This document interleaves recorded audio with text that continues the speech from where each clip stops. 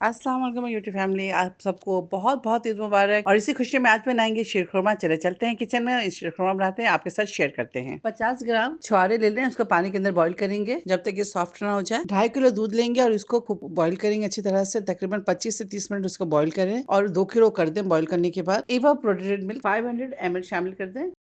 अब इसके अंदर कंडेंस्ड मिल्क शामिल कर दें 450 ग्राम। छोटी इलायची पाउडर हाफ टी स्पून। अब इसको अच्छी तरह से मिक्स कर लें। अब सीड्स निकाल के छुहारे को 4 हिस्से में काट कर इसके अंदर शामिल कर दें। 75 ग्राम वर्मिसेली डालेंगे, सेवइयां। इसको मैं रोस्ट नहीं करूंगी, अक्सर पैकेट के पीछे रोस्टेड होता है, इस वजह से मैं यूज कर रही हूँ। और साथ ही इसके अंदर बटर शामिल करेंगे। अगर आपको मेरी दूसरी रेसिपी चाहिए तमाम फ्राई की हुई शीरखुरमा की, तो आप मेरे चैनल पे जाकर देख सकते हैं। अब इसके अंदर 50 ग्राम बटर शामिल कर दें, उसको अच्छी तरह से मेल्ट करें। 200 ग्राम थिक क्रीम शामिल कर दें, अगर नहीं है तो आप फ्रेश भी शामिल कर सकते हैं। इसको अच्छी तरह से मिक्स करेंगे। डेसिकेटेड कोकोनट हाफ कप शामिल कर दें।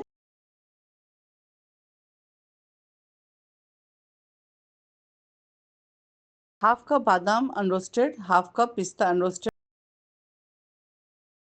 चिरौंजी 1.5 टेबल स्पून। अगर चिरौंजी नहीं है तो आप इसको स्किप कर दें। केवड़ा essence quarter teaspoon. 1 pinch salt. Sheer khurma तैयार है। एक बार आप लोग मेरे तरीके से जरूर ट्राई कीजिएगा। आई एम श्योर कि आप लोगों को बहुत पसंद आएगा। इंशाल्लाह नेक्स्ट कोई अच्छी रेसिपी से फिर हाजिर होंगे। तब तक आप लोग अपना बहुत ख्याल रखें।